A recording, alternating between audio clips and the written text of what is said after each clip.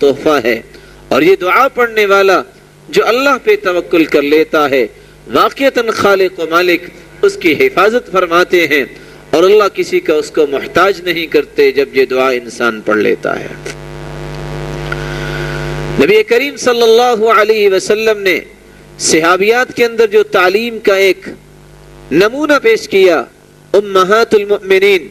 ہر وقت تیار رہتی، لوگ آتے مسائل پوچھتے، قرآن مجید کے معانی پوچھتے، آیات کی تفسیر پوچھتے، احادیث کو سمجھنے کے لیے تشریف لاتے، عائشہ صدیقہ رضی اللہ تعالی عنہ کے پاس، ام سلمہ رضی اللہ تعالی عنہ کے پاس اور دیگر امہات المؤمنین کے پاس اسلام کے وہ پہلو اجاگر ہوتے جو اللہ کے رسول صلی اللہ علیہ وسلم نے ان کو سکھائے تھے۔ اور حمنہ رضی اللہ تعالی عنہ، زینب رضی اللہ تعالی عنہ، یہ وہ صحابیات ہیں کہ اگر ان کا نام تاریخ سے نکال دیا جائے تو عورتوں کا کوئی مسئلہ بھی مسلمانوں کے پاس نہ پہنچتا۔ اللہ تعالیٰ نے ام حبیبہ رضی اللہ تعالی عنہ، زینب رضی اللہ تعالی عنہ اور حمنہ رضی اللہ تعالی عنہ، ان تینوں کو اس بات کی توفیق دی، اور تینوں یہ بہنیں اسلام کی تعلیم میں اتنی اللہ تعالیٰ نے ان کو عظمت دی کہ عورتوں کے جمیع مسائل جو اس وقت احادیث کے اندر موجود ہیں، ان کے سوالات، ان کے استفسارات، ان کے ذوق اور ان کے تڑپ کی غمازی کرتے ہیں کہ تمام کے تمام وہ اصول، وہ ضوابط، وہ قواعد عورتوں کے لیے اللہ کے رسول نے بیان کیے، جو خود بیان کیے کچھ اصول جو عورتوں کے متعلق تھے، وہ خود اللہ کے رسول صلی اللہ علیہ وسلم کی زوجہ مطہرہ عائشہ صدیقہ رضی اللہ تعالی عنہ جب کوئی عورت سوال کرتی اس کو بازو سے پکڑ کے لے جاتی اور اس کے بارے میں اللہ کے رسول کا فرمان بھی سناتی اور اس کو سمجھا کے پھر اس کو بھجوایا کرتی۔ یہ کیسا رواج چل نکلا تھا کہ صحابیات رضی اللہ عنہن وارضاہن، انہوں نے قرآن کو بھی سیکھا، انہوں نے قرآن کی تفسیر بھی پڑھی، انہوں نے احادیث کو بھی یاد کیا۔ خود عائشہ رضی اللہ تعالی عنہ ان کے لیے بہترین معلمہ تھی۔ عائشہ صدیقہ رضی اللہ تعالی عنہ کو تو اللہ نے اتنا وافر علم دے دیا کہ مرد لوگ بھی، صحابہ کرام بھی ان سے احادیث سننے آتے، صحابہ کرام بھی کوئی حدیث ان کو پہنچی تو اس کی تصدیق کرنے آتے، صحابہ کرام رضوان اللہ تعالی علیہم اجمعین ان کے پاس آ کے کچھ وضاحتیں طلب کرتے کہ آپ کو تو پتا ہے اللہ کے رسول صلی اللہ علیہ وسلم نے کیا فرمایا تھا، اور عائشہ صدیقہ رضی اللہ تعالی عنہ باقاعدہ اس کا اہتمام کرتی اور تمام کی تمام روایات جس کے بارے میں ان سے پوچھا جاتا وہ صحابہ کرام کو بیان کیا کرتی۔ نبی کریم صلی اللہ علیہ وسلم نے جس اسلام کو لوگوں کے سامنے پیش کیا، تعلیم و تربیت کا ماحول جو بیٹیوں کے لیے ایک مقرر کیا، یہی وہ دور تھا جس سے متاثر ہو کے صحابہ کرام نے اپنی بیٹیوں کو علم دیا۔ انہی سے متاثر ہو کر تابعین نے بھی اپنی بیٹیوں کو اس علم کا زیور دیا۔ آپ تعجب کریں گے، یہ تو بہت دور کی بات ہے صحابہ کرام کا زمانہ۔ ابن حجر اسقلانی رحمۃ اللہ علیہ جب الدر الکامنہ کتاب لکھتے ہیں تو 9ویں صدی میں صرف تذکرہ کرتے ہیں کہ 70 محدثات اس وقت موجود تھی، اور ایک محدث کو 3 لاکھ حدیثوں کے لگ بھگ یاد ہوتی ہیں۔ آپ اندازہ کر سکتے ہیں کہ اسلام کا وہ روشن پہلو جو اس وقت غائب ہو رہا ہے، جس کے نتیجے میں نہ کوئی اچھی ماں بنتی ہے اور نہ ہی کوئی اچھی بہن نظر آتی ہے، نہ اچھی بیٹی نظر آتی ہے۔ سبب یہ ہے کہ اس روشنی سے یہ لوگ محروم ہیں، وہ مائیں اور بہنیں اور بیٹیاں اس روشنی سے، اس نور سے محروم ہیں جو قرآن و سنت میں اللہ نے اتارا ہے۔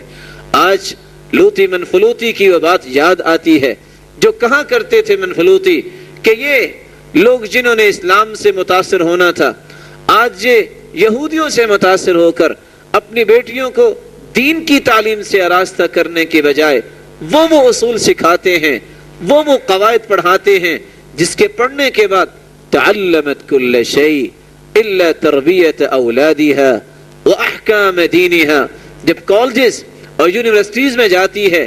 برے نہیں یہ جگہ، لیکن وہاں جو ماحول اس وقت کریٹ ہو چکا ہے وہ برائی بھی سکھاتا ہے، اور اس کے ساتھ ساتھ جب عورت اسلامی قوانین کو توڑ کے وہاں جاتی ہے، بغیر محرم کے جاتی ہے اور آزاد بننا چاہتی ہے، تو سچی بات یہ ہے تعلمت کل شیء الا تربیت اولادها واحکام دینها، دنیا جہان کے تمام مسائل تو اس کو آ جاتے ہیں، لیکن اگر اس عورت کو آتا نہیں ہے وہاں سے فارغ ہونے کے بعد، نہ تو اولاد کی تربیت آتی ہے نہ دین کے احکامات کا پتہ ہے۔ اور یہی دو روحیں تھیں جو مسلمان عورتوں میں ہونی چاہیے تھی، اسی پر ہی قرآن نے زور دیا۔ اور سورۃ النور جب نازل ہوئی تو پورے مدینے میں روشنی ہو گئی تھی۔ جب لوگوں نے سوال کیا کہ آج روشنی کیوں ہے، یہ مدینہ کیوں جگمگا رہا ہے، تو جواب دینے والے نے کہا تھا عورتوں کے مسائل پہ یہ سورت نازل ہوئی ہے، سورۃ النور، اور مدینے میں نور کیوں نہ پھیل جائے۔ یہ نور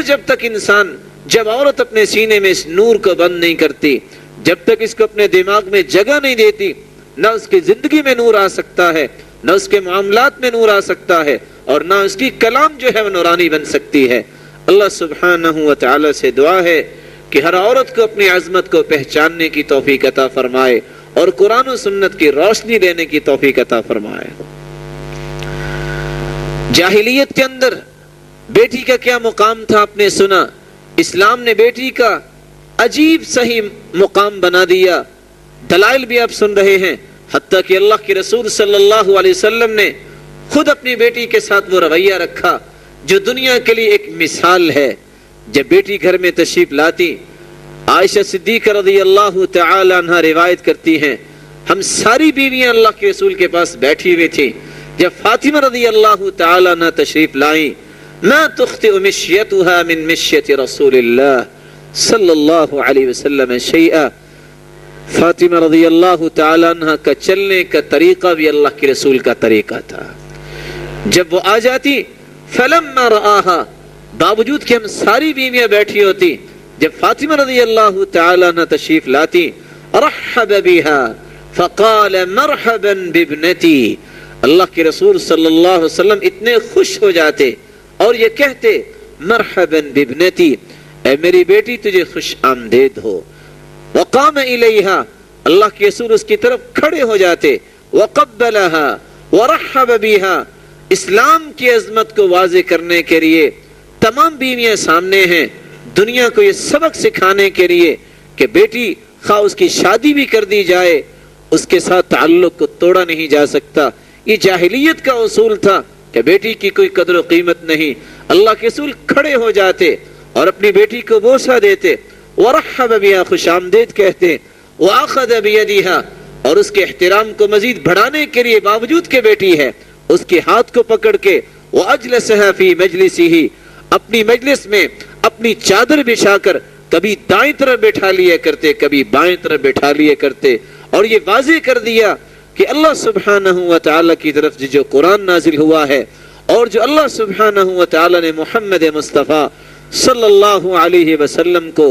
جو نبوت دی ہے، اس کا قانون اول یہ ہے کہ انسان کی تکریم ہو، جہاں مرد کی تکریم ہے وہاں عورت کی بھی تکریم ہے۔ اللہ سے دعا ہے کہ اس تکریم کو عورتوں کو سمجھنے کی توفیق عطا فرمائے، اور وہ والدین جو اس تکریم سے دور ہیں اور اپنی بیٹیوں سے ظلم و زیادتی کرتے ہیں، اللہ ان کو صراط مستقیم نصیب فرمائے۔ نبی کریم صلی اللہ علیہ وسلم کا طریقہ تھا کہ جب وہ سفر سے آتے تو یہ بھی ایک پہلو پیش کرتے دنیا کے سامنے، بیویوں کے گھر، اپنے گھر نہیں جاتے تھے جب تک اپنی بیٹی کے گھر نہ چلے جاتے، یہ بتانے کے لیے کہ یہی وہ بیٹی ہے جس کا احترام جاہلیت میں نہیں ہوتا تھا۔ میں احترام اس لیے دیتا ہوں تاکہ دنیا والوں کو سمجھ آ جائے کہ اللہ سبحانہ و تعالیٰ کا یہ فیصلہ ہے، اس میں انسانی عقل کار فرمانی ہونی چاہیے۔ نبی کریم صلی اللہ علیہ وسلم نے اسی عظمت کو واضح کرنے کے لیے بیٹی کے بارے میں ایک اور پہلو بھی پیش کیا۔ آج زندگی میں انسان تعلیم تو دیتا ہے اپنی بیٹی کو، اور تعلیم بھی وہ دیتا ہے ایک عجیب سے نظریے کے مطابق کہ چلو کالج میں پڑھ لے، کل کو کہیں کام کر لے گی، حالانکہ یہ ملکہ ہے، یہ شہزادی ہے اسلام کی عورت، بلکہ یہ ملکہ ہے، اس کو اسلام نے اتنا مقام دیا ہے، اس کا کوئی کام نہیں ہے بازاروں میں جانا۔ اللہ سبحانہ و تعالیٰ کے پیغمبر فرماتے ہیں اس امت پہ عذاب اس وقت آئے گا جب عورتیں جو ہے بازار کی زینت بن جائیں گی، اور اللہ کے رسول صلی اللہ علیہ وسلم نے فرمایا جب تجارت میں ان کو شریک کیا جائے گا، اور یہ بھی فرمایا جس طرح تمہیں اللہ نے یہ فوقیت دی کہ یہودی اور عیسائی عورتیں تمہاری خدمت کرتی ہیں، لونڈیاں بنی ہوئی ہیں. اگر تم نے اسی طرح عورت کو گھر سے باہر نکال دیا, ایک وقت آئے گا اگر تمہارے بعد بھی کوئی قوم ہو تو تمہاری عورتیں ان کی خدمت پہ لگ جائیں گی. اس وقت سے آنے سے پہلے پہلے یہ عورت جو ملکہ ہے, جو سید زادی ہے, جو شہزادی اسلام کی ہے, اس کی حفاظت, اس کی عصمت, اس کی رأفت کو باقی رکھنے کا ایک ہی انداز ہے, اس کو تعلیم دلوائی جائے تو وہ دلوائی جائے جس سے اس کو اس کا رب یاد آئے. اور علم کہتے ہی اس کو ہیں جس سے انسان کو اللہ کی معرفت ہو, جس سے انسان اپنے اخلاقیات کو پہچانے, اپنے خالق کو پہچانے, اس کے حقوق کو پہچانے. اس علم کو علم نہیں کہتے جس سے انسان اللہ سے دور ہو جائے. دنیا میں صرف علم ہے تو قرآن کا علم ہے, حدیث کا علم ہے, جس کے پڑھنے کے بعد انسان اللہ کے قریب ہوتا ہے. بقیہ یہ سارے کے سارے جن کو ہم علوم کا نام دیتے ہیں یہ تو فنون ہیں, اور فن کہتے ہی اس کو ہیں جس سے انسان اپنی زندگی کو دھکا لگا سکتا ہے. معرفت الہی, تقرب الہی اور اللہ کے انعامات کا مستحق انسان بنتا ہی اس وقت ہے جب وہ دینی تعلیم سیکھتا ہے, جب وہ قرآن پڑھتا ہے, جب وہ حدیث کو سمجھتا ہے. اور اس کے بغیر انسان ویسے ہی نکارا ہے. جو روشنی اللہ کی طرف سے آئی ہے اس روشنی کو سینے سے نہ لگائے تو یہ دنیا میں بھی تاریکی میں رہتا ہے اور کل قیامت کو بھی تاریکی میں ہوگا. اللہ ہم سب کو محفوظ فرمائے. نبی کریم صلی اللہ علیہ وسلم نے عورت کی عظمت کو واضح کرتے ہوئے اپنی بیٹی کی جب شادی کی ہے تو کس انداز سے کی ہے. آج ہمارا یہ ذہن ہوتا ہے کہ اپنی بیٹی کو اس گھر بھجوائیں جہاں اس کو کھلا کھانا مل جائے, مال و دولت ہو, کوٹھیاں ہوں, مربع ہوں. لیکن اللہ کے رسول صلی اللہ علیہ وسلم نے اس معیار کو سامنے نہیں رکھا, بلکہ کہا یہ بیٹی کا حق ہے کہ جس طرح اس کی پرورش اچھی کی ہے, اس کو تعلیم اچھی دی ہے, اس کی عزت کی حفاظت کی ہے, تو اس کا گھر بھی اچھا بنایا جائے. علی رضی اللہ تعالی عنہ جب انہوں نے شادی کی تو اللہ کے رسول صلی اللہ علیہ وسلم نے نکاح پڑھایا تو فرمایا اللہم بارک فیہما وبارک علیہما وبارک لہما فی نسلہما وبارک لہما فی شبلہما وبارک لہما فی شملہما. اے اللہ ان کی نسل میں بھی برکت فرمانا, اے اللہ ان کے امور میں بھی برکت فرمانا, اے اللہ ان کے معاملات میں بھی برکت فرمانا. اور فرمایا اپنی بیٹی کو, بیٹی تیرا حق ہے مجھ پہ اور تمہیں اس بات کا یقین کر لینا چاہیے, انی لم آلک ان انکحتک احب اہلی الی, میں نے تیری شادی کی ہے تو دین کی بنیاد پہ کی ہے, جو مجھے میرے خاندان میں اچھا لگا, پیارا لگا, نیکی کے اعتبار سے میں نے اس کے ساتھ تیری شادی کی ہے اور کمی نہیں کی. ایک مسلمان باپ کے لیے ضروری ہے کہ وہ اس بات کو سامنے رکھے کہ بیٹی کے ساتھ ظلم نہ کرے. کسی فاسق آدمی کے ساتھ بیٹی کی شادی کر دینا, فاسق و فاجر وہ ہوتا ہے جو اللہ کی نافرمانی ظاہری طور پہ کرتا ہے. فرمایا من زوج کریمتہ من فاسق فقد قطع رحمہا, جس نے کسی فاسق کے ساتھ اپنی بیٹی کا نکاح دے دیا اس کا تو تعلق ٹوٹ گیا ہے اللہ کے ساتھ. اور فضیل ابن عیاض تو یہ بھی نقل کرتے ہیں من زوج کریمتہ من مبتدع, جو کسی بدعتی آدمی کے ساتھ اپنی بیٹی کا نکاح کر دیتا ہے فقد قطع رحمہا, اس نے بھی اس تعلق کو توڑ دیا ہے, اس نے بھی اس تعلق کا کوئی احترام نہیں کیا. جو اس نے اپنی بیٹی کا تعلق توڑا ہے, جو رشتہ داری کے تعلق کو توڑتا ہے, اللہ کا تعلق اس سے ٹوٹ جاتا ہے. نبی کریم صلی اللہ علیہ وسلم کا اہتمام دیکھیے, ایک عورت کی عظمت کو واضح کرنے کے لیے, بیٹی کی شان کو بلند کرنے کے لیے پانی منگوایا اور دم کیا, اور اس پانی کو اللہ کے رسول صلی اللہ علیہ وسلم نے علی رضی اللہ تعالیٰ عنہ پہ بھی بہایا, اپنی بیٹی پہ بھی بہایا. حتیٰ کہ وہ عورت جو فاطمہ رضی اللہ تعالیٰ عنہ کو لے کے آئی نکاح کے وقت, اس کے لیے بھی دعا کی کہ تم میری بیٹی کے لیے آئی ہو تو میں تجھے بھی محروم نہیں کرنا چاہتا, تمہیں بھی دعا دے کے بھیجوں گا. اور وہ اسماء بنت عمیس کہاں کرتی تھی فدعا لی بدعاء انہ لاوثق عملی عندی, وہ دعا جو ہے میری زندگی میں سب سے بڑا سرمایہ ہے جو اللہ کے رسول نے دی تھی. میرے معزز اور پیارے بھائیوں اور میری محترم بہنوں اور بیٹیوں, اللہ کے رسول صلی اللہ علیہ وسلم دعا کر رہے ہیں کہ آج بیٹی عالی زندگی میں قدم رکھ رہی ہے تو برکتوں کی دعا, فتنوں سے بچنے کی دعا, اس کی حفاظت کی دعا, اتنی دعا کی. پھر اللہ کے رسول صلی اللہ علیہ وسلم خود چھوڑ کے آئے ہیں ان کے گھر تک، فاطمہ رضی اللہ تعالی عنہ کو، علی رضی اللہ تعالی عنہ کو، اور ساتھ جو کچھ ان کے پاس تھا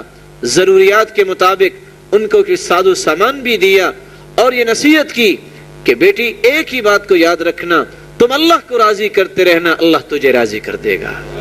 اور حقیقت بھی یہ ہے کہ گھر وہی کامیاب ہوتے ہیں، نیک بنو گے تو ایک بنو گے۔ اگر انسان نیکی میں اللہ سبحانہ و تعالیٰ کے قریب ہو جائے تو ان گھروں سے بڑھ کے کوئی سکون کا گھر نہیں ہے۔ نبی کریم صلی اللہ علیہ وسلم نے شادی کرنے کے بعد بھی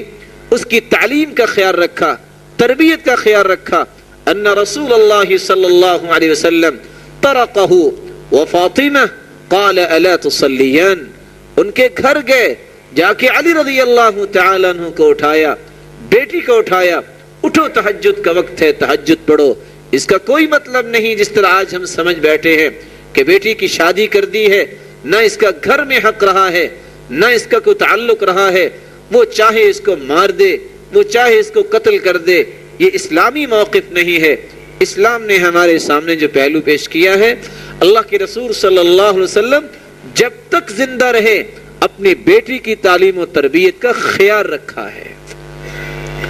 آپ تصور کیجئے